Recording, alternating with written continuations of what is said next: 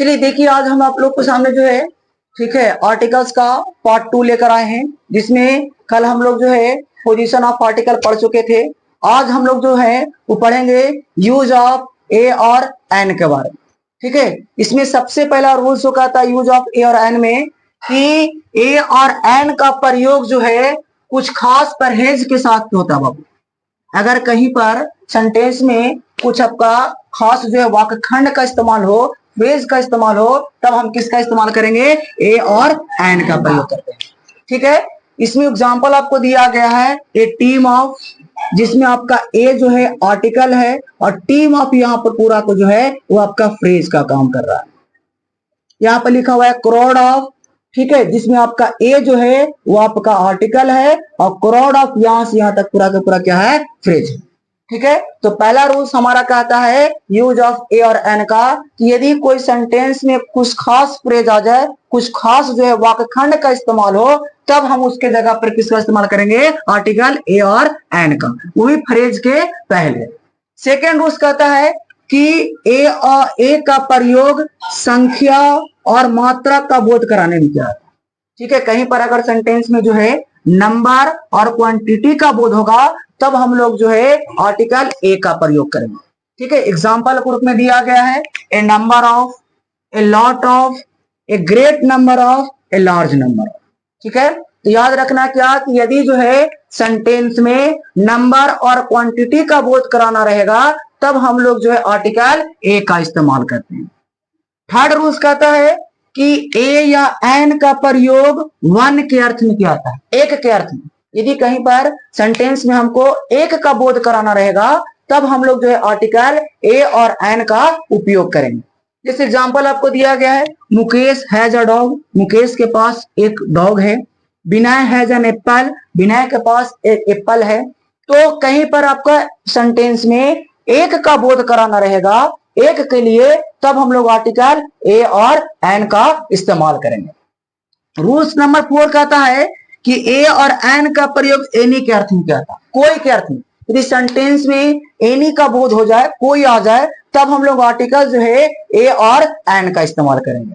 Example दिया गया there was a king of Magadh, Magadh का कोई राजा था।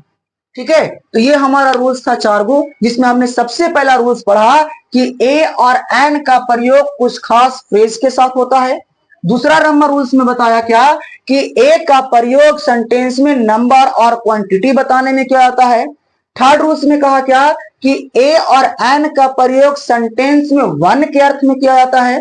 फोर्थ रूल्स में पढ़े कि ए और एन का प्रयोग एनी के अर्थ में किया जाता है। अब हम लोग बढ़ेंगे रूल्स नंबर 5 की ओर। चलिए देखिए, अब हम लोग बढ़ेंगे रूल्स नंबर जो है 5 की ओर।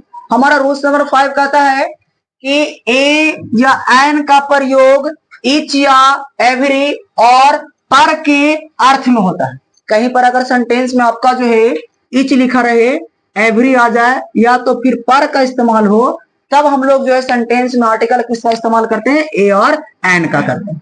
जैसे कि एग्जाम्पल इसमें दिया गया है कि Sudhir Babu comes to my house once a week, Sudhir Babu मेरे घर प्रत्येक सप्ताह में एक बार आते हैं। यहाँ पर देखिए एक का बोध हुआ वंस का।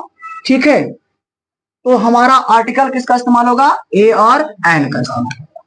ठीक है, अगर अगला क्वेश्चन कह रहा है एग्जाम्पल कि Mr Thakur walks 5 kilometre an hour, Mr Thakur 5 kilometre प्रति घंटा की दर से चलते हैं।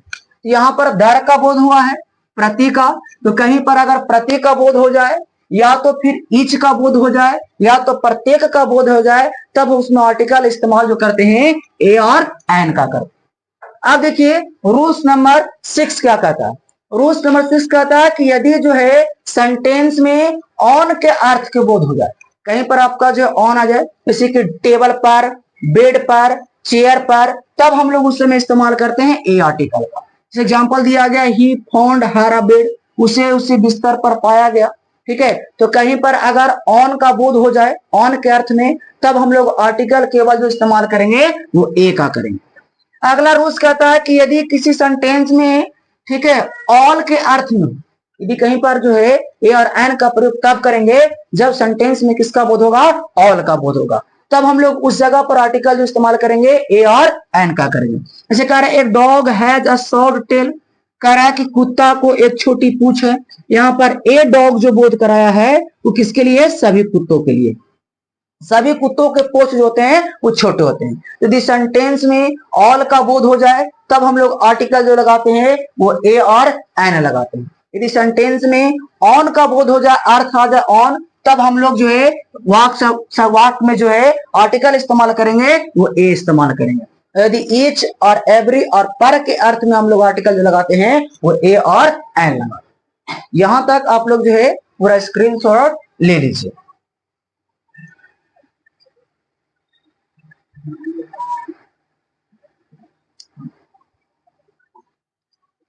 देखिए रूल्स नंबर हमारा जो है 8 है। रूल्स नंबर 8 कहता है कि किसी भी जो है प्रॉपर नॉन का प्रयोग कॉमन नॉन की तरह हो तो प्रॉपर नॉन के पहले ए या एन का प्रयोग होता है। यदि जो है कोई आपका प्रॉपर नॉन है और उस प्रॉपर नॉन का इस्तेमाल अगर कॉमन नॉन की तरह होगा तो प्रॉपर नॉन के पहले हम लोग आर्टिकल जो है ए और एन का प्रयोग करते हैं। एग्जाम्पल के रूप में देखिए, कह रहा ही इज अ कालिदास, वह कालिदास जैसा विद्वान है। देखिए कालिदास है प्रॉपर नॉन, लेकिन इसका इस्तेमाल जो हुआ सेंटेंस में वो कॉमन नॉन की तरह हुआ है, इसलिए कालिदास के पहले आर्टिकल लगा है ए का। सेकंड नंबर आपका कह रहा है एग्जाम्पल कि यू आर अ तेंदुलकर, तुम तेंदुलकर जैसा क्रिकेटर हो। तेंदुलकर नहीं हो, केवल तेंदुलकर के जैसा क्रिकेट तुम खेलते हो। तो यहाँ पर तेंदुलकर जो है वो प्रॉपर नॉन के ना होकर जो है रूप में इस्तेमाल हुआ है कॉमन नॉन की तरह, इसलिए तेंदुलकर के पहले आर्टिकल जो लगा है वो ए का लगा है।